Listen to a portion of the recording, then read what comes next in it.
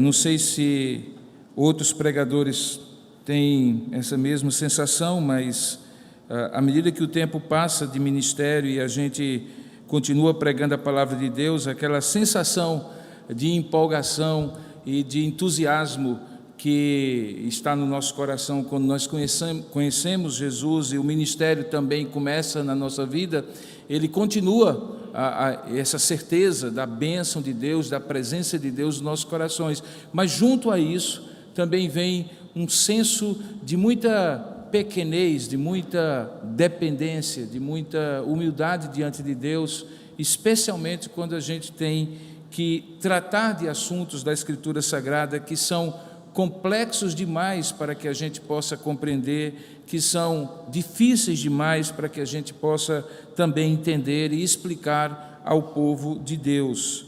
Hoje pela manhã nós começamos esta dupla exposição que nós demos o título figurativo de Amor nos Tempos de Cólera, e que talvez o ideal era que tivesse o nome de Providência nos tempos de cólera, ou nos tempos de doenças, de crises, de pandemias e assim por diante. E eu falei pela manhã que nós faríamos essa exposição em duas partes. A primeira, que seria focada na ideia de como nós devemos entender o momento presente. E hoje à noite, de como nós deveríamos ou devemos enfrentar o momento presente. Então, pela manhã, quando nós abordamos como nós devemos entender esse momento presente, e obviamente que eu estou me referindo ao contexto dessa crise sanitária, dessa crise de saúde pública, eu estabeleci um ponto, uma ótica, e até usei a ilustração das duas lentes que nós precisamos ter, um ponto, um fundamento para que a gente possa compreender todas as coisas, e especialmente a realidade da vida.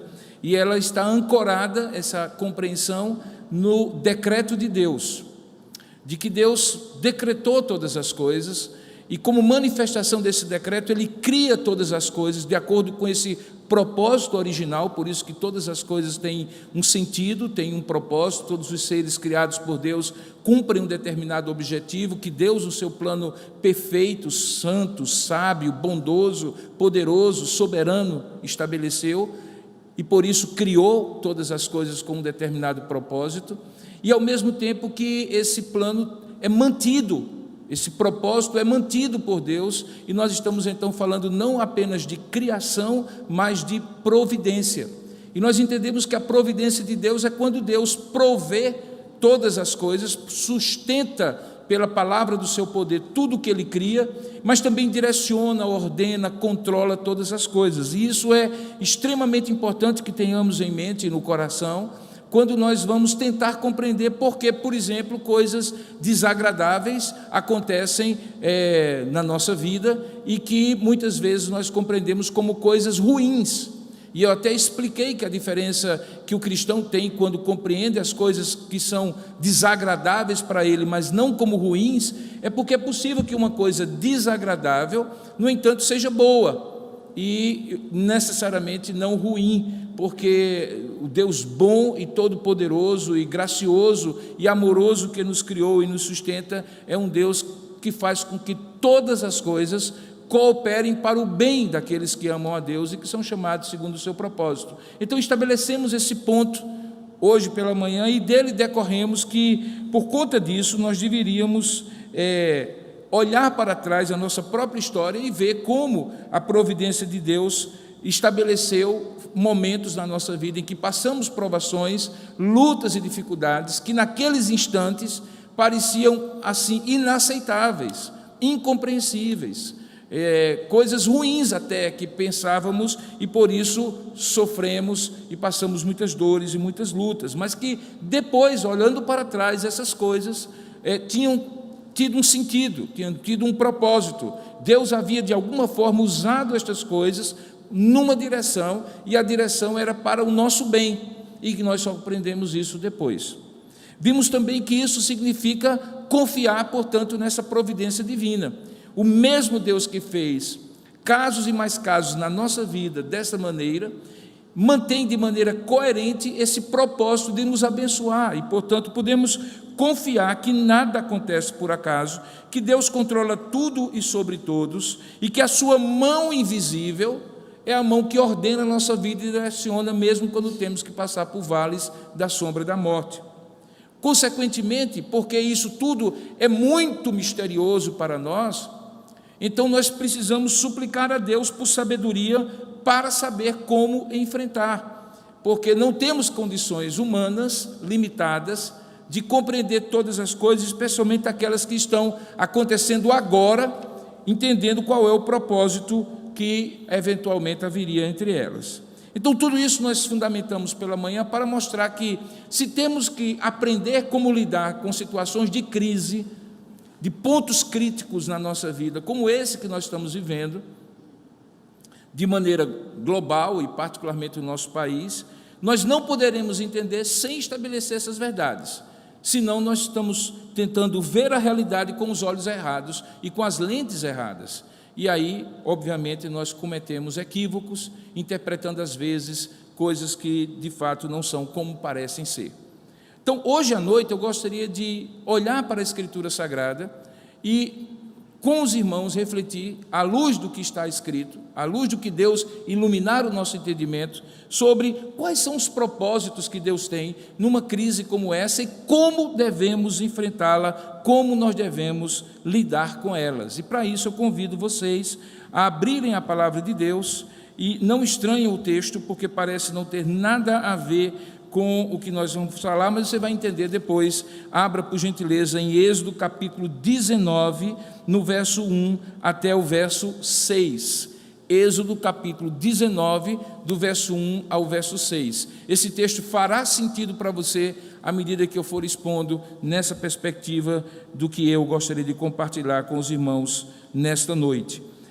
Nós estamos em pleno Monte Sinai, nesse texto, 3 meses depois que o povo saiu do Egito, naquele grande livramento que Deus fez, quando abriu o Mar Vermelho, quando castigou a terra do Egito com 10 pragas, quando demonstrou qual era o propósito que ele tinha para o seu povo, e então 3 meses depois, eles chegam ao sopé do Monte Sinai. Diz o texto que no 3º mês da saída dos filhos de Israel da terra do Egito, no 1º mês, ou no 1º dia desse mês, chegaram ao deserto do Sinai. E tendo partido de Refidim, vieram ao deserto do Sinai, no qual se acamparam ali, pois se acampou Israel em frente do monte, onde eles receberiam a lei. Ali, calcula-se que eles passaram cerca de 2 anos acampados. Não fica muito claro no texto, mas a cronologia nos permite, então, ver que foram 2 meses que eles ficaram ali, 2 anos, desculpe, que eles ficaram ali no Monte Sinai. E diz o texto, então, que subiu Moisés a Deus, e do monte o Senhor o chamou e lhe disse: assim falarás à casa de Jacó e anunciarás o que fiz aos egípcios, como vos levei sobre asas de águia e vos acheguei a mim. Agora, pois, se diligentemente ouvirdes a minha voz e guardardes a minha aliança, então sereis a minha propriedade peculiar dentre todos os povos, porque toda a terra é minha. Vós me sereis reino de sacerdotes e nação santa. E são estas as palavras que falarás aos filhos de Israel. Que Deus, então, aplique a sua palavra nesses poucos 6 versos que nos ajudam a compreender como o povo da aliança pode lidar com situações de crise, justamente porque foi chamado para ser um povo da aliança sobre a terra. E é isso que nós iremos refletir agora. Eu convido você a pedir comigo a iluminação do Senhor da aliança, para que possa nos abrir o entendimento e compreender o que nós precisamos aprender nessa noite. Eu já lhe dei um pouco do contexto. Esse povo havia passado 430 anos no Egito, obviamente não eles, mas o povo de Israel que havia sido levado para aquela região, o império mais poderoso da época, pelas circunstâncias que fizeram com que a família de Jacó precisasse estar lá e o seu filho mais novo, até então José, acabasse se tornando o segundo homem ali no Egito. Eles passaram gerações e mais gerações, havia uma promessa de Deus a Abraão, dizendo que depois da terceira ou quarta geração, o Senhor os resgataria, como de fato aconteceu. A passagem pelo Mar Vermelho é um dos episódios de grande manifestação do poder de Deus, que é relembrado ao longo da história do Antigo Testamento, mas até o momento em que eles passam, até que isso aconteça, vocês se recordam, as crianças de maneira muito particular, que houve uma sucessão de sinais e demonstrações de poder de Deus, que ficaram conhecidos como as 10 pragas do Egito, pelas quais esse povo e aquela terra teve que passar para entender qual era o propósito que Deus tinha, e que não era simplesmente de castigar o Egito e jogar pragas sobre ele, mas trazer para si e cumprir a sua promessa, resgatando um povo que estava lá, mas que precisava sair de lá. Se você se lembra do contexto, em Êxodo capítulo 3, Deus chamou Moisés, depois de uma série de circunstâncias pessoais, que o fizeram por 40 anos habitar na própria corte do faraó. Deus tem certas ironias, para esconder o que seria libertador, ele coloca o homem justamente no meio do faraó, na casa de faraó, e acaba sendo adotado pela filha de faraó. 40 anos depois ele se envolve numa série de circunstâncias e está no deserto de Midian, tomando conta de ovelhas, e lá numa sarça, um arbusto do deserto, Deus o chama para uma obra, para uma missão, que era chegar para Faraó e dizer: deixa o meu povo ir, porque eu estou resgatando agora e cumprindo a minha promessa que fiz a Abraão, que esse povo sairia e eu lhe daria uma terra. A terra era a terra prometida.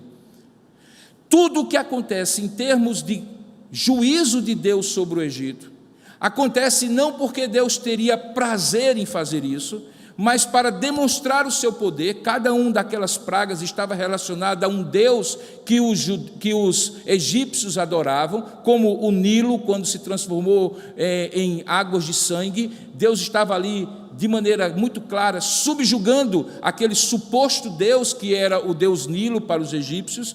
Mas mais do que isso, Deus tinha um propósito de, por meio das pragas, estabelecer o seu juízo, a demonstrar o seu poder, estabelecer a sua vontade soberana e resgatar um povo. Para quê? Para entrar em aliança com esse povo. E aqui você precisa talvez compreender a primeira grande verdade de como é que, quando a gente entende o eterno decreto de Deus, que fica sendo revelado na Escritura Sagrada, nós devemos entender as circunstâncias. Eu vou fazer uma afirmativa com todo o risco de ser mal compreendido. Tudo o que acontece no mundo acontece em função de um propósito redentor de Deus de resgatar para si um povo. A história real não é a história que a gente vê no telejornal. A história real não é aquilo que está na história, nos livros de história. Essa é a maneira como o homem compreende a história, de maneira cronológica, fatos e eventos que vão se desencadeando. A mão invisível de Deus está escrevendo uma outra história, uma meta-história, que está por trás, por entre, acima, antes, durante e depois daquilo que os nossos olhos veem.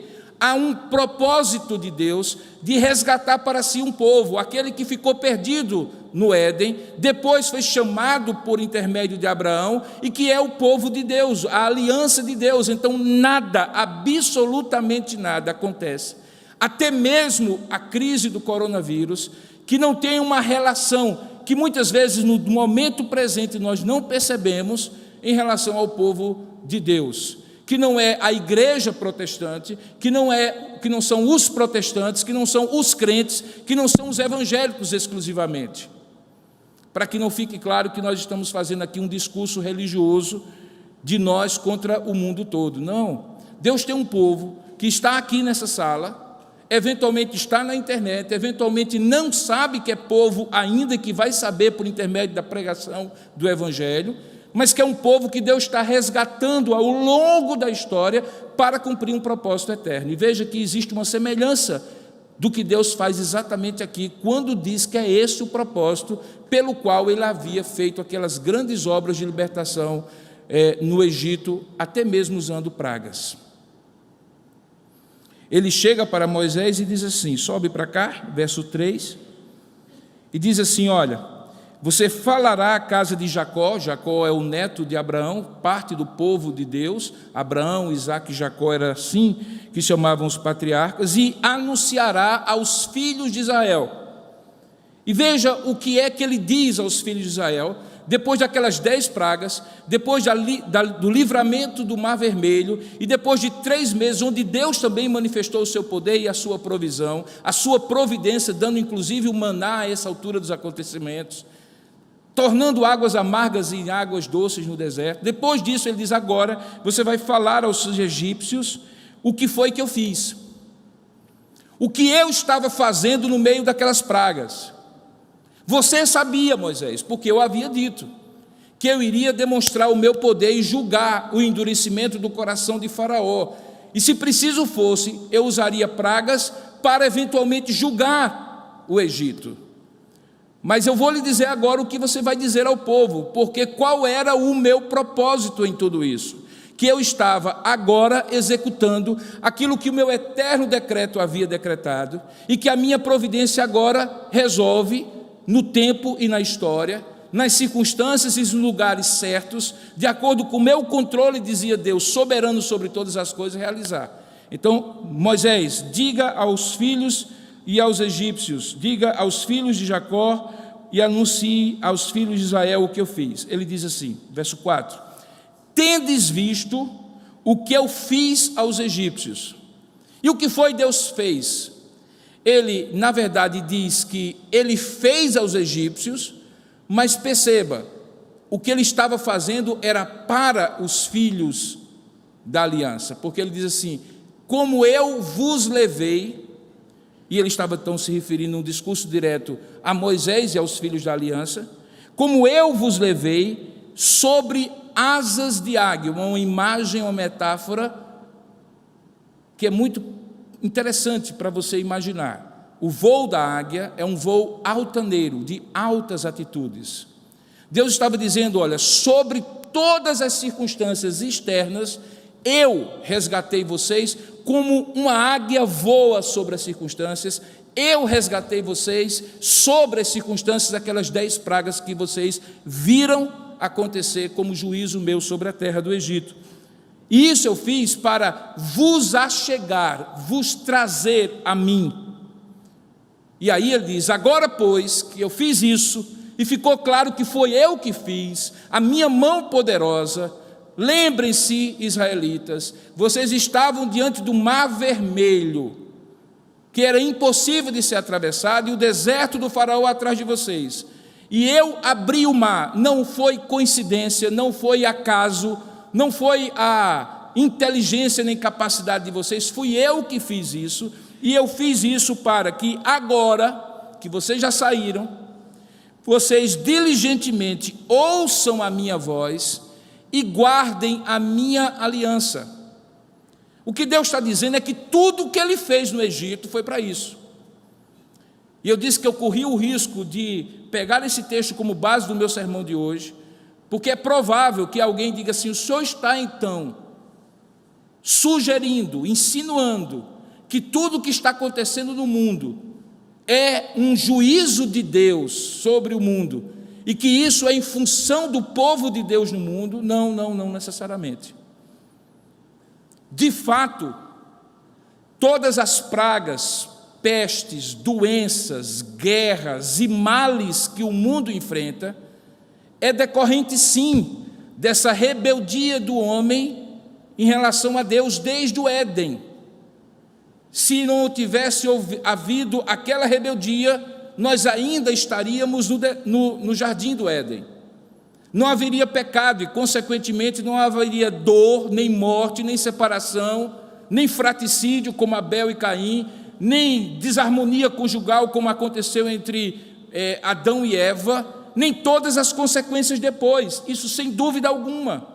Tudo que se experimenta de males no mundo hoje é decorrente do estado pecaminoso, o que não significa dizer que uma pessoa que morre de coronavírus está morrendo porque Deus está castigando um pecado específico dela.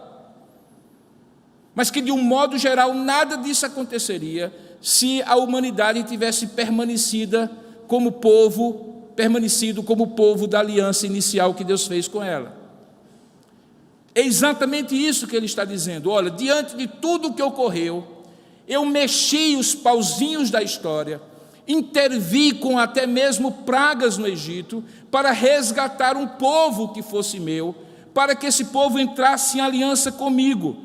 E ao fazer isso, qual é a consequência? Então, verso 5, sereis a minha propriedade, peculiar, singular, única, exclusiva dentre todos os povos, porque toda a terra é minha. Vós me sereis reino de sacerdotes e nação santa. E são essas as palavras que os filhos de Israel precisam ouvir. São essas mesmas palavras que vocês precisam ouvir hoje. É que todas as circunstâncias, ainda que não estejam claras para nós, devem conduzir quem é filho da aliança a uma profunda reflexão do que significa ser esse filho da aliança. Que a história verdadeira, o núcleo da história que está sendo escrito, tem a ver sim com você, tem a ver sim com o povo de Deus. Aqueles que assim se consideram em Cristo, povo da aliança, têm um papel especial, peculiar, único na história que Deus escreve. E por isso a nossa maneira de lidar com a crise não pode ser semelhante à maneira que outros tantos lidam. E aí eu vou dar algumas situações que devem nos diferenciar. A primeira delas, nós não devemos temer mal algum. Você consegue compreender isso? Que nós estamos na beira de uma histeria coletiva, que à medida em que se fala muito de um assunto, esse assunto vai criando uma saliência e afetando a emoção e os comportamentos das pessoas, que é possível que haja exageros e terreno fértil para fake news, como nós encontramos, para mentiras, para supervalorizações por um lado e subdimensionamentos para outro. Portanto, nós estaremos lidando, e já estamos lidando, e vamos lidar nos próximos dias, com muitas narrativas, e todas elas de pavor e de medo, e que nós precisaremos muito da parte de Deus de sabedoria para separar o que é fato científico, fato bíblico, fato do bom senso, da racionalidade, daquilo que é irracional, daquilo que é só pânico e que eventualmente serve a outros tipos de interesse, inclusive ao interesse maligno de produzir medo e angústia ao coração humano. Mas quem é que pode fazer esse discernimento? Quem é povo da aliança. E só quem é povo da aliança. Independentemente do temperamento de um que é mais ansioso, de um que é mais atemorizado do que o outro, que um é mais crédulo do que o outro, independentemente de todos esses serem crentes e terem atitudes e gestos diferentes diante da crise, quem é povo da aliança não pode temer mal algum. Lembra do Salmo 23? Que o Senhor é o meu pastor e nada me terei falta, que Ele, ao mesmo tempo que me leva para pastos verdejantes e águas tranquilas, Ele refrigera a minha alma, e se preciso for eu passar pelo vale da sombra da morte, não temerei mal algum, porque a tua vara e o teu cajado me consolam.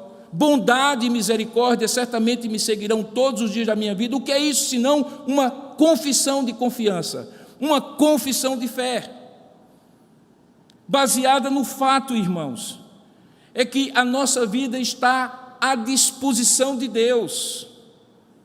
Quer morramos, quer vivamos, diz o apóstolo Paulo, somos do Senhor. Portanto, o medo pode avizinhar o nosso coração, mas não pode tomar conta da nossa alma, porque nós estamos livres desse tipo de ansiedade e de medo que nos faz agarrar a vida curta de 70, 80, 90 anos que nós temos aqui, como se ela fosse a única vida, e ela não é a única vida. Quer morramos ou quer vivamos, nós seremos eternamente do Senhor. O que pode nos fazer o homem mortal, diz o salmista? Absolutamente nada. Sendo talvez bastante simplório, se não é de coronavírus, vai ser de infarto do coração, meu irmão. Se não for de infarto do coração, vai ser de câncer. Se não for de câncer, vai ser de acidente automobilístico. Se não for de acidente automobilístico, vai ser de velhice. Se não for de velhice, vai ser de unheiro. Seja qual for, a morte é a certeza inabalável que nós estamos diante dela a qualquer momento. Hoje eu estou falando para os irmãos, e às vezes as pessoas se assustam quando eu digo com uma certa frieza sobre isso, mas é uma convicção muito profunda. Eu não estou pedindo a morte, eu quero viver 200 anos, eu quero ver meus filhos e os filhos dos meus filhos, eu quero ver vocês velhinhos, de preferência eu quero enterrar vocês, que vocês vão antes, e não eu. Mas se eu tiver que ir agora, louvado seja Deus, eu sou do Senhor, o medo não me domina, e não pode dominar um filho da aliança, porque nós não nos pertencemos, nós já fomos resgatados. Você consegue entender que quando aqueles egípcios passaram pelo Mar Vermelho e viram o que eles viram, eles então tinham todas as condições para dizer: mas olha só, vê o que a gente viu, a mão poderosa de Deus. Você consegue entender que você estava numa casa, colada com outra, você judeu, e naquele momento vinha uma praga, e a praga atingia todos ao seu redor e não a você, e você dizia: escapei dessa. 1, 2, 3, 4, 5, 6, 7, 8, 9, 10. A Bíblia diz que houve um momento em que o povo de Deus que estava na terra de Gósen, uma terra que era separada, desde quando Jacó entrou naquela região do Egito, e que era uma região de alta concentração dos judeus, começou a ser poupada por Deus naquelas pragas que aconteciam. E ele fez isso, inclusive, para dizer aos egípcios que a razão de todas aquelas pragas era porque Deus queria, de alguma forma, singularizar aquele povo. E hoje nós não somos singularizados porque não podemos ser atingidos pela praga. Podemos sim.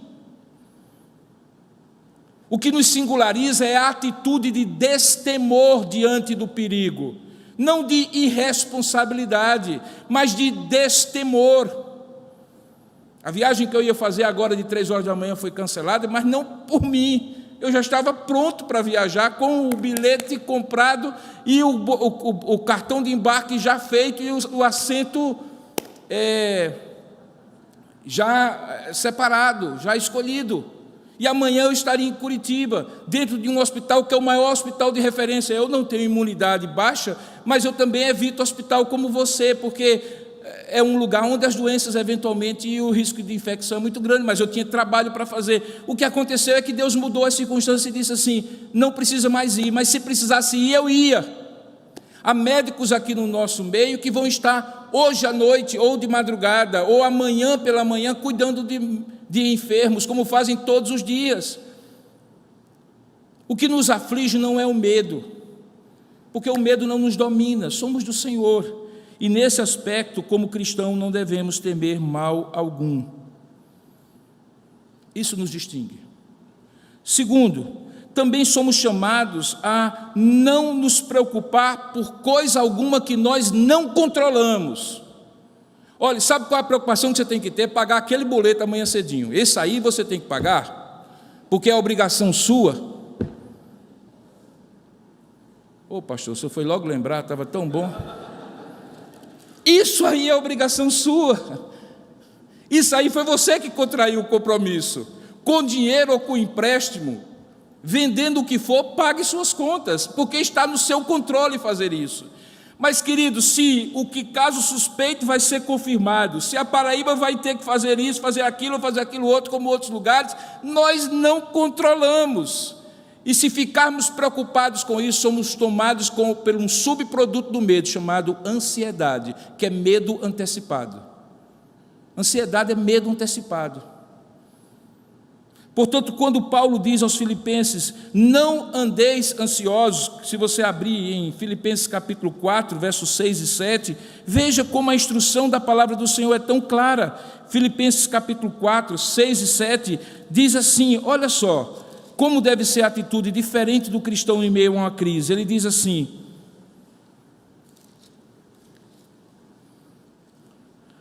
não andeis ansiosos de coisa alguma, em tudo, porém, ele mostra agora a atitude que contraria a ansiedade, que é o oposto da ansiedade. Em tudo, porém, sejam conhecidas diante de Deus as vossas petições, ao invés de ansiedade, oração. Pela oração e pela súplica, com ações de graças. E sabe qual é o produto dessa atitude? A paz de Deus, que excede todo entendimento, guardará o vosso coração e a vossa mente em Cristo Jesus. Prudência, sim. Bom senso, sim. Prevenção, sim. Ansiedade, não. Porque nós somos um povo peculiar. Não porque somos presbiterianos, mas você e eu somos, se você é, eu espero que você seja, eu sou povo da aliança, que passou já pelo Egito, que viu o Mar Vermelho se abrindo, que contemplou 10 pragas, e que viu que Deus cuida dos seus, e se tiver de passar pela provação, não passará sozinho, porque a tua vara e o teu cajado me consolam. As bondades e as misericórdias do Senhor me acompanharão todos os dias da minha vida, e habitarei na casa do Senhor para todo sempre.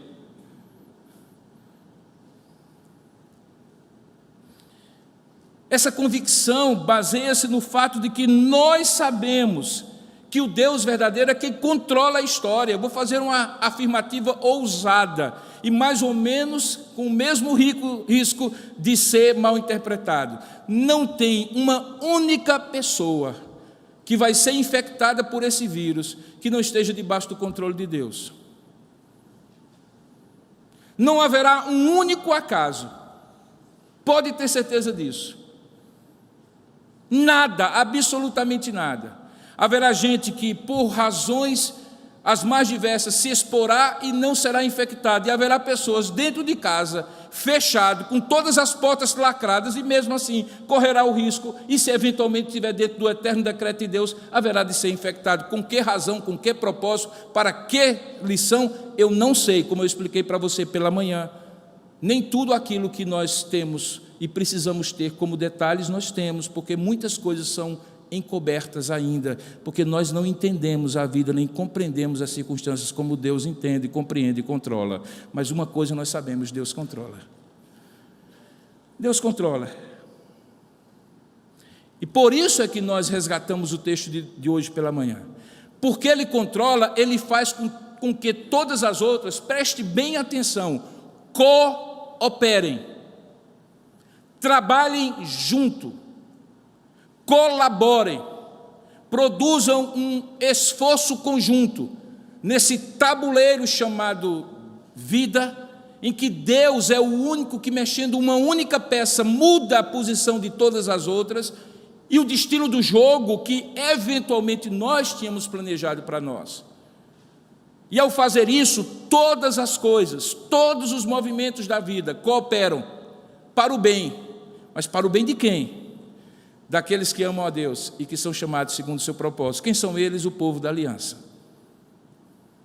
Significa que Deus, na sua graça e misericórdia, não poupará vidas que não o reconhecem como Senhor? Não. Ele poupará, inclusive para que possam sentir o seu poder e a sua graça e o seu amor. Se serão voltados ou se voltarão para Deus ou não é outra história. Tem gente que Deus esfrega na cara o amor que ele tem ao longo da vida toda, e o sujeito resiste às evidências claras e inequívocas de que Deus o livrou, que Deus o amou, que Deus deu para ele todos os livramentos possíveis e imagináveis, e mesmo assim não reconhece nem se dobra ao Senhor. Imagine essa pessoa no dia do juízo, como ela vai estar quando ela não terá a mínima condição de dizer assim: o Senhor nunca fez para mim nenhuma demonstração do seu amor para comigo. Como? Naquele acidente do carro você não viu que fui eu que livrei você? Naquela circunstância não foi você que queria algo e eu não deixei? e depois você descobriu que o que eu não deixei era exatamente o que era melhor para você, porque o que você estava pedindo era uma desgraça para a sua vida? Então, quando Deus esfrega o seu amor nas circunstâncias para alguém, mesmo que esse ainda não seja o povo da aliança, é para que fique claro que uma oportunidade está sendo dada, uma chance está sendo manifesta, para que a pessoa reconheça e se volte para o Senhor. Eu estou dizendo que alguém que é da aliança não eventualmente no sentido humano, porque para Deus nunca haverá eventualidade, no sentido humano não será eventualmente ceifado. Não, pode acontecer inclusive com esse que está falando para você, mas isso não afetará o fato de que Deus controla todas as coisas e que todas as coisas cooperam para o bem daqueles que amam a Deus, são chamados segundo o seu propósito, inclusive morrer antes do que você imaginava que iria morrer. Essa é a razão porque nós dizemos que quando um crente morre, o Senhor tem alegria na morte dos seus santos, e ele descansa dos labores desta vida para receber o galardão eterno. E Paulo chegava a dizer assim: olha, eu quero viver muito, porque tem muita coisa para fazer, mas eu quero dizer uma coisa para você, que melhor estar com Cristo do que estar aqui. Quem é o louco que diz uma coisa dessa, senão aquele que tem profunda convicção de que sua vida está nas mãos de Deus e que Deus controla todas as coisas? Paulo dizia: para mim o viver é bom, mas o morrer é lucro, é muito melhor. Quem diz isso? Se não for maluco, é porque é crente mesmo em Jesus Cristo. Terceira atitude é que, ao mesmo tempo que nós somos chamados a não ter medo e a não ser ansiosos, Deus nos diz que nós devemos ser os mais prudentes e sábios numa situação de crise. O que a gente escuta saindo da boca de crente, de tolice, nos dias de hoje, quando se enfrenta uma crise, mostra muito o nível de compreensão da palavra de Deus que muitos crentes têm. Porque a gente escuta alguns absurdos. As pessoas esquecem que confiança não é sinônimo de irresponsabilidade. As pessoas esquecem que cuidar de si, da própria vida, embora esteja pronto para morrer se preciso for, é cuidar do templo do Espírito Santo e aproveitar cada minuto da vida que Deus deu para viver para a glória de Deus. Portanto, eu quero sim viver 200 anos, e eu não farei nada que possa eventualmente me colocar num risco de viver menos do que eu poderia viver e servir menos do que eu poderia servir e abençoar menos do que eu poderia abençoar as vidas ao meu redor. Portanto, eu não posso ser irresponsável. A Bíblia nos ensina a sermos prudentes e sábios. Jesus chega a dizer em Marcos capítulo 12, verso 31, uma expressão que ficou conhecida para a história. Se você puder abrir, veja o que ele diz. Marcos capítulo 12, verso 31, ele diz assim, é esse mesmo? Eu acho que não. Desculpe. Ele diz que nós devemos ser prudentes como as serpentes e simples como as pombas. É quando ele envia os seus discípulos e diz que eles devem ser prudentes como as serpentes, porque são enviados como ovelhas perante lobos. Então, se nós temos, por exemplo, até hoje à tarde, uma permissão da autoridade de saúde pública do município e do estado para nos reunir, desde que nós tenhamos os cuidados necessários, nós vamos nos reunir. Mas se hoje à tarde a autoridade médica diz que a partir de amanhã, para o benefício de toda a coletividade, por prudência, sabedoria e bom senso, nós devemos evitar cultos como esse, domingo nós não vamos ter igreja, irmãos, vamos ter pela internet. Obrigado, querido. Mateus 10. Então perceba, nós estamos sendo sábios e estamos sendo prudentes, porque confiar em Deus não é ser irresponsável. Veja que no Catecismo Maior de Westminster, a resposta à pergunta 135 afirma que o nosso dever em obediência ao 6º mandamento é ter todo o cuidado e envidar todos os esforços legítimos para preservar a nossa vida e a de outros. É dever do cristão, portanto, e nesse aspecto, ele não é um suicida porque ele confia em Deus, ele não é um kamikaze que despreza o risco. Por isso que é tolo quando um cristão diz assim: ninguém antecipa a hora da própria morte, e portanto eu vou dirigir de maneira descuidada, eu não vou tomar cuidado num momento de crise como esse, eu não estou nem aí, porque o que é de Deus vem e o que não é. Isso é fatalismo, não é convicção da vontade soberana de Deus, porque dentro da providência de Deus, preste bem atenção, Ele usa os meios humanos, ou como eu coloquei no vídeo que eu convidei você para essa exposição, a providência de Deus se revela muitas vezes por meio das providências humanas. Ele pode não usar as providências humanas? Pode, porque Ele é soberano, mas frequentemente Ele usa as providências humanas para executar a providência divina. Portanto, eu tenho sim uma obrigação de cuidar disso. Um querido colega, reverendo Alain René, do São Luís, Maranhão, ele transcreveu uma história muito interessante que ele leu recentemente num artigo de um rabino, Moshe Daniel Levine, no qual ele alerta, segundo o reverendo Alain René, para a figura do tolo piedoso, ou, em bom português, o crente besta. O tolo piedoso em dias de coronavírus, era o artigo. Então ele diz que, de acordo com ele, o judaísmo, de acordo com esse rabino, Moshe Daniel Levine, o judaísmo nunca foi uma tradição religiosa que privilegiou a observância religiosa meticulosa em detrimento do cuidado pessoal com a saúde. A gente tem, por exemplo, em Levítico 13, ordens de isolamento e quarentena, como ordem de saúde pública em plena lei de Moisés. Quer ler? Vá lá e leia. Então, quando alguém diz assim, conversa, a gente não deveria pensar, é falta de fé, é porque não conhece a Bíblia, é um tolo piedoso, um crente besta. Porque se na Bíblia diz que quando o povo estivesse ajuntado e houvesse praga, aquela pessoa deveria ser isolada, o que é isso senão uma situação semelhante àquela que nós vivemos hoje? Se quando a Bíblia diz que não deveria se colocar o lugar do banheiro, da latrina pública, do acampamento de Israel em lugares altos e o acampamento embaixo, o que é isso senão cuidados para que os coliformes fecais não contaminem o lençol freático e a água que o acampamento precisava tomar? Está na Bíblia, irmãos.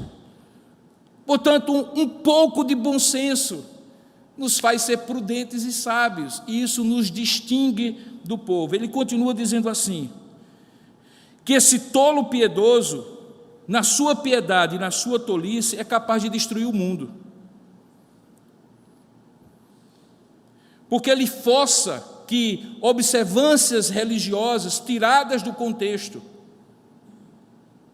sejam obrigatórias em detrimento da saúde e do bem-estar. E aí vale a máxima de Jesus, que o sábado, que era algo muito sagrado e continua sendo sagrado como dia de descanso para nós, o dia do descanso, que é o domingo para nós, foi feito em função do homem e não o homem em função do sábado. Logo, quando precisar, sim, para o bem maior da preservação da vida, suspender um culto no domingo à noite, nós não estaremos pecando. Estaremos não sendo tolos piedosos ou crentes bestas, religiosos, legalistas, que acham que situações de excepcionalidade não provam a regra. Pelo contrário, é a exceção que prova a regra. O Talmud, de acordo com ele, descreve um homem que se recusa a salvar uma mulher que estava se afogando porque ela estava vestida de maneira imodesta. Ele salienta que o tolo piedoso se manifesta sempre que algum mandamento é mais importante do que a potencial perda de uma vida. Ele diz assim, se alguém cumpre um mandamento a um custo médico potencial para si mesmo, para os outros, na verdade deixa de ser um mandamento, é uma maldição. no dia da grande guerra do Yom Kippur, era dia sagrado e Israel estava parado em tudo. Quando todos os exércitos, aproveitando, imaginando que os israelitas iriam não batalhar no Yom Kippur, cercaram todas as fronteiras para dominar Israel, sabe o que aconteceu? Em 24 horas, todo o exército estava arregimentado e conseguiu vencer a guerra, em pleno dia mais sagrado de Israel. Sabe por quê? Porque a vida minha e sua vale mais do que qualquer regra religiosa. É um princípio básico. Se você está em guerra, como aconteceu com muitos cristãos na Europa, que eram instados pelos nazistas a dizer onde os judeus fugitivos estavam, alguns deles estavam escondidos na casa de cristãos, principalmente na Holanda. Se você quiser ler sobre isso, leia um livro chamado Refúgio Secreto, de Corrie ten Boom, uma mulher que morreu no Senhor, já está com Deus, mas que fez uma obra maravilhosa de esconder muitos judeus dos nazistas. E sabe o que elas faziam para esconder? Elas mentiam. Diziam que não tinham judeus, enganavam os nazistas, porque aqui não era o mais importante falar objetivamente a verdade do que salvar a vida. Então, quando eu, por uma interpretação religiosa semelhante à dos Testemunhos de Jeová, acho que não devo fazer transfusão de sangue, e estou prestes a perder uma pessoa da minha família ou a mim mesmo, porque precisa de uma transfusão de sangue, eu não faço, eu estou pecando contra o Senhor, porque mais importante do que a minha convicção religiosa é a vida de alguém, o bem supremo, o maior bem que Deus nos deu. Nessas circunstâncias que nós vamos viver, se é que nós vamos chegar à severidade dessa pandemia, no nosso estado, na nossa cidade, é possível que talvez em alguns momentos você vai ter que fazer uma opção ética semelhante ao que alguns cristãos fizeram. Em 1918, grande parte das igrejas da Europa e dos Estados Unidos fecharam as portas por meses, porque estava graçando a famosa gripe espanhola, que matava milhares de pessoas diariamente. E as igrejas ficaram sem frequência durante semanas. E eles voltaram ao início de tudo. E como era o início de tudo? Como eu chamei na minha postagem de culto das antigas. Qual era o culto das antigas? Marido, mulher e os filhos em casa. Quem sabe assim os crentes aprendem a voltar a valorizar o culto doméstico. Quem sabe se é por isso, hein? Talvez até seja uma das peças que Deus vai mudar. Que todos os sermões dos pastores dizendo que é preciso que a família tenha uma devoção doméstica serão inúteis. Ele manda um coronavírusinho aí para quem sabe ensinar a gente. Isso é ensinamento, queridos irmãos, ao longo da história. Eu citei pela manhã e vou voltar a dizer. Entre o ano de 249 a 262, depois de Cristo, a civilização ocidental foi devastada por uma das pandemias mais mortais da sua história. Como eu disse hoje pela manhã, aquela praga que não se sabia exatamente qual era a origem, ela chegou a matar em Roma cerca de 5.000 pessoas por dia.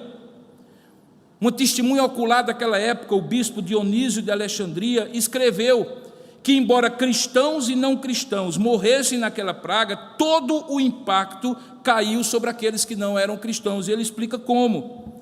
É porque todos começaram a perceber a diferença entre as respostas e atitudes dos cristãos e dos não cristãos à praga. E aí eu abro citação para dizer o que ele escreveu. Ele diz assim: no início, os que não eram cristãos empurravam os doentes para longe e expulsavam seus próprios entes queridos da casa, jogando-os nas estradas antes mesmo de morrerem e tratando cadáveres não enterrados como se fosse terra, esperando assim evitar a propagação e o contágio da doença fatal, mas mesmo fazendo tudo o que podiam, achavam que seria difícil escapar. Mas um século depois, o imperador Juliano, tentando conter o crescimento do cristianismo após aquela praga, lidera uma campanha para que os pagãos tivessem os mesmos atos de caridade dos cristãos no meio daquela praga. Numa carta que ele escreve em 362, Juliano reclama dos que não eram cristãos, dizendo assim, que eles deveriam ter mais benevolência para com seus estranhos, mais cuidado pelos túmulos dos mortos e pela pretensa santidade de suas vidas, como os cristãos tinham. No livro A Ascensão do Cristianismo, de Rodney Stark, ele diz o seguinte, que Juliano instou os sacerdotes pagãos a condizerem suas atitudes com as práticas cristãs, mas houve pouca ou nenhuma resposta, porque eles não tinham fundamento teológico para acreditar que havia santidade naqueles corpos e naquelas vidas. E ele diz assim, é uma vergonha, Juliano dizia, é uma vergonha que os ímpios galileus, referindo-se aos cristãos, apoiassem não apenas os seus próprios pobres, mas também os pobres dos outros que não eram cristãos. De acordo com Dionísio, aquela praga se viu como, abre aspas, educação e teste para os cristãos. A descrição detalhada que ele faz de como os cristãos reagiram à praga em Alexandria é de que eles acabaram dando um exemplo de como deveriam agir as melhores pessoas diante de uma crise. E ele cita o seguinte, muitos de nossos irmãos cristãos mostraram amor e lealdade ilimitados, nunca poupando a si mesmos e pensando apenas no seu próximo. Indiferentes ao perigo, eles cuidavam dos enfermos, atendendo a todas as suas necessidades e ministrando-os em Cristo. E com eles partiram desta vida serenamente felizes, porque adoeceram e morreram, pois foram infectados como outros ou por outros com a doença, provocando em si mesmos a doença de seus vizinhos e aceitando alegremente suas dores, por amor ao próximo. Eu não sei se alguns sabem, talvez alguma enfermeira aqui sabe, que a patrona ou a patronesse da enfermagem era uma criança, ou desculpa, era uma cristã,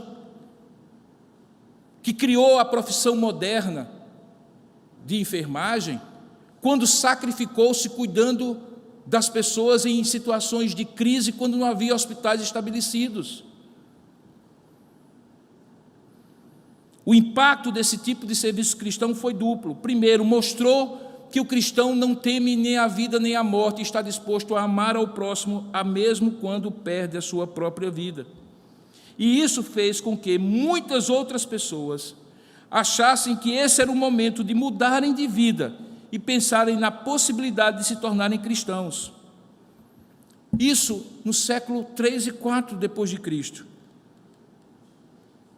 No século 16, portanto, 12 séculos depois, em 1527, pouco tempo depois da peste negra, uma outra pandemia que tomou conta da Europa, e naquela ocasião dizimou metade da população da Europa, a chamada peste negra.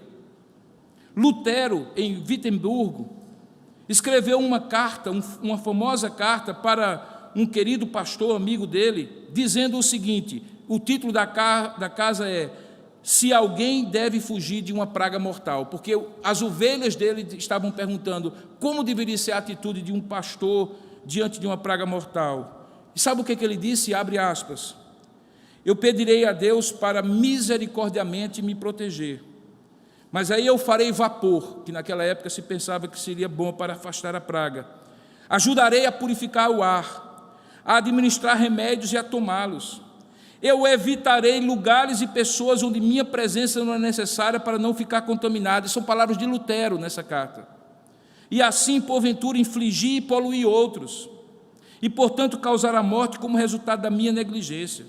Se Deus quiser me levar, Ele certamente me levará, e eu terei feito o que Ele esperava de mim, e, portanto, não sou responsável pela minha própria morte ou pela morte de outros. Se meu próximo precisar de mim, não evitarei o lugar ou a pessoa, mas irei livremente, conforme declarado acima, na função de pastor. Veja que essa é uma fé, ele dizia, encerrando a sua carta, veja que essa é uma fé que teme a Deus, porque não é ousada, nem insensata, e nem tenta a Deus. Quanto equilíbrio! Lutero argumenta que qualquer pessoa que tem uma relação de serviço com o próximo tem a responsabilidade vocacional de não fugir. É por isso que os médicos ficam, mesmo correndo risco de vida, porque fizeram um juramento de cuidar do outro sob risco da sua própria vida. Mas veja que Lutero não incentiva seus leitores a se exporem de forma imprudente. Lutero deixa claro que Deus dá aos seres humanos uma tendência à autoproteção e confia que eles cuidarão de seus corpos. Ele diz assim: todos nós, em outro trecho da carta, temos a responsabilidade de afastar esse veneno da melhor maneira possível, porque Deus nos ordenou que cuidássemos do nosso corpo. No teor da carta, ele defende medidas de saúde pública, como quarentenas, e procura atendimento médico quando disponível. Em 1542, portanto, quase 50 anos depois, agora é o caso de Calvino em Genebra. Boa parte da população de Genebra foi afetada e o Conselho Maior de Genebra ordenou aos pastores darem cuidado pastoral aos que estavam morrendo no hospital, aquilo que nós chamamos hoje de capelania. Isso significava que, dadas as condições da época, eles seriam contaminados e poderiam morrer. Sabe quem foi o primeiro aí? Calvino. Calvino se dispôs a obedecer à ordem, mas por causa do papel estratégico que ele tinha, o conselho da igreja o proibiu de ir, pois acreditava que o trabalho dele como líder era muito importante para a igreja, para preparar outros. Os demais pastores de Genebra, infelizmente, se recusaram a entrar no hospital e apenas um deles decidiu enfrentar a dor e dar cuidado pastoral. E sabe o que aconteceu? Depois de passar da praga, no livro A Vida de um Peregrino, João Calvino, diz que Calvino chamou esses pastores e disse para eles que eles estavam dispensados dos seus labores, porque na hora que as ovelhas mais precisavam, eles se negaram a cuidar delas sob o risco da sua própria vida. Percebe, irmãos, que ao longo da história da redenção na Bíblia e ao longo da história da igreja, outras situações como essa surgiram. E a maneira como os cristãos agiram os distinguiu, porque eles não ficaram tomados pelo medo, pela ansiedade, mas também não foram imprudentes, insensatos e irresponsáveis. Aqueles que tinham dever de ofício de cuidar dos outros o faziam, e os demais eram instados a buscar os cuidados como qualquer outra pessoa. É exatamente isso que nós podemos e devemos fazer como igreja. E se alguém aqui deve estar perguntando, ou pode estar perguntando, ou se perguntando, mas não é muito demais para um negocinho que mata tão pouco? Porque de fato a letalidade desse vírus é baixa? Não, não é, irmãos. Não é. Porque a contaminação e o contágio é muito fácil. E se pegar uma pessoa que esteja, do ponto de vista imunológico, deprimido, pode sim matar. Esta foi a razão que o presidente do Conselho Deliberativo do Mackenzie, sabendo da condição de minha esposa, de imunidade baixa, disse: reverendo, o senhor está dispensado de ir para o hospital de Curitiba nessa terça-feira. E é por isso que eu vou ficar aqui. Por mim eu iria. Mas ele disse: o senhor pode se tornar um vetor de contágio quando voltar e conviver com ela. Isso é expressão de amor, irmãos, de um amigo, de um conselheiro, pensando no meu bem-estar e no bem-estar da minha família. Isso mesmo eu tenho que fazer quando lavo as minhas mãos, quando eu cuido da minha saúde, mas também cuido dos outros. E talvez esse seja um dos grandes subprodutos que essa crise pode nos dar. É que nós, apesar de sermos efusivos, darmos abraços e carinhos, nós somos, como sociedade, muito egoísta. Só pensamos no nosso bem-estar. Se eu não for pegar esse negócio, os outros que se ferrem. É o pensamento que, desses termos ou noutros, passa pela cabeça de muitos. As sociedades que foram coletivistas, que são caracteristicamente coletivistas, onde as pessoas cuidam umas das outras, são as sociedades menos afetadas. Aquelas que levam a coisa na leveza e confundem simpatia e entusiasmo com cuidado pelos outros, são aquelas que mais são afetadas. Quando minha esposa esteve doente nos Estados Unidos, e que muitos criticavam a frieza dos americanos, de maneira muito prática, enquanto os brasileiros telefonavam chorando e dizendo: ah, que pena, pastor, mas nada faziam, foram os americanos que fizeram uma lista para todos os dias trazer comida para a gente, porque eu tinha que cuidar de 2 crianças e da minha esposa doente. O que isso diz de uma sociedade? Diz que, às vezes, irmãos, cuidado e amor não tem a ver com afeto, abraço, beijo e carinho, tem a ver com cuidado concreto pelo outro. E numa situação como essa, os cristãos são chamados a tomar uma atitude diferente. Perceba como a Bíblia, e isso é o que me encanta na palavra de Deus, ela não é um manual para você ir para o céu. Ela é, antes de tudo, uma regra de fé e prática para você viver como cristão aqui enquanto você estiver. Ela tem aplicações práticas para todas as circunstâncias da vida, e não teria como não ter para essa circunstância. Portanto, algumas aplicações práticas para encerrar, porque o sermão está ficando mais do que longo. Primeiro, resista ao medo. Não alimente o medo. Não alimente o medo. Conheça os fatos, mas não faça com que a sua vida se torne agora um plantão contínuo do Jornal Nacional. Porque isso retroalimenta o medo. Porque posso dizer com certeza, para vender muito, para ter muita audiência, notícia boa não vende, é notícia ruim que vende mesmo. Então as manchetes serão cada vez mais catastróficas. Separe com discernimento o que pode lhe ajudar a entender melhor a situação, mas não se alimente nem alimente o medo. Não alimente também a ansiedade. Toma as providências que eu e você deveríamos tomar numa situação normal. Numa situação normal, a gente deveria lavar mais as mãos do que a gente lava, não é verdade? Numa situação normal, a gente deveria usar álcool gel todas as vezes que a gente saísse do banheiro. Numa situação normal, a gente deveria, quando tivesse com um resfriado, ficar em casa. Numa situação normal, a gente deveria evitar certas aproximações e certas maneiras de agir, de cutucar o nariz, de botar a mão na boca, de esfregar os olhos, numa situação normal.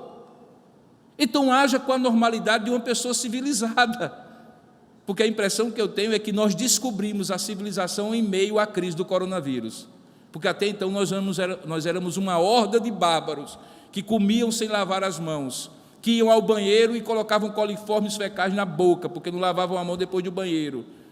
E outros detalhes mais que eu não vou descer, porque você pode imaginar. Então resista ao medo e tome suas providências. Se você tem que servir sacrificialmente as pessoas, façam de maneira prudente. Você sabe o que significa uma comidinha colocada na porta ou enviada para alguém que não está em condição de fazer a própria alimentação, porque de repente o vírus pegou ela pesado? É um gesto de carinho. Aproveita, coloca lá um Novo Testamento, coloca lá uma porção bíblica, diz que está orando pela pessoa.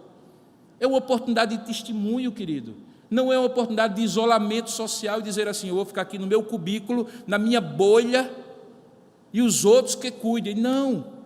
Se você não é médico, não é enfermeiro, não vai estar no hospital, mas você pode cuidar dos outros, sim. Cuide da sua saúde, cuide da saúde da comunidade. Exercite a cautela, não alimente a histeria ou a desinformação, e seja prudente. Se não precisa ir, não vá. Se pode evitar, evite. Prudência, bom senso e canja de galinha, se mal não fizer, se bem não fizer, mal certamente não fará. Perceba então que, com essas recomendações teológicas e históricas que baseiam a vida prática da gente, eu espero ter feito o meu serviço como pastor. E o meu serviço como pastor é orientar o rebanho, como eu creio que orientei agora. Que Deus nos dê graça e misericórdia de ouvir essas recomendações como recomendações do Senhor. Ó Deus amado e querido Pai, tenha misericórdia de nós. Tenha misericórdia para que essas palavras, de alguma forma, para nós que estamos aqui, para aqueles que estão acompanhando à distância, sejam palavras de exortação, mas também de conforto, de encorajamento, sabendo que, de fato, nossa vida está nas Tuas mãos. Mas, ao mesmo tempo que ela está nas Tuas mãos, o Senhor nos devolveu a cada dia a vida para cuidar dela, assim como tu fazes com tantas outras coisas.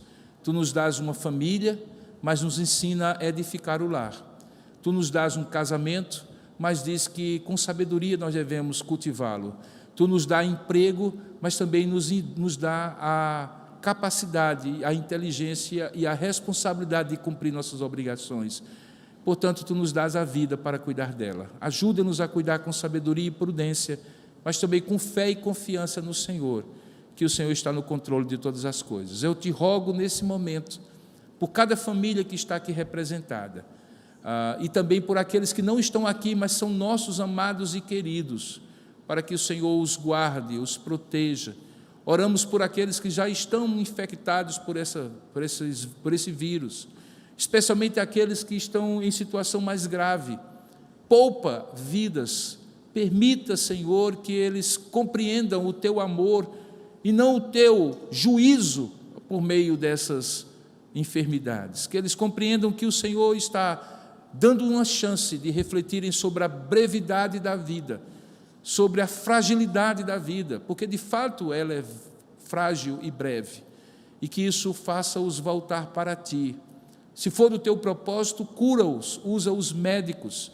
Nós queremos orar de maneira muito especial pelos médicos, enfermeiros, profissionais de saúde, especificamente os da nossa igreja, mas também de outros lugares, inclusive aqueles que não Te reconhecem como Senhor e Salvador de suas vidas. Poupa-os, que eles sejam poupados por Ti na medida em que cuidam de outros, e que assim nós possamos ter saúde de volta a esse país que é tão amado, esse mundo que é tão amado por Ti, mas ao mesmo tempo, muitas vezes, frequentemente, que se esquece de Ti e Te despreza. Tenha misericórdia de nós, nos abençoa e nos proteja de todo o mal. É o que nós oramos em nome de Jesus. Amém e amém. Podemos sentar, irmãos.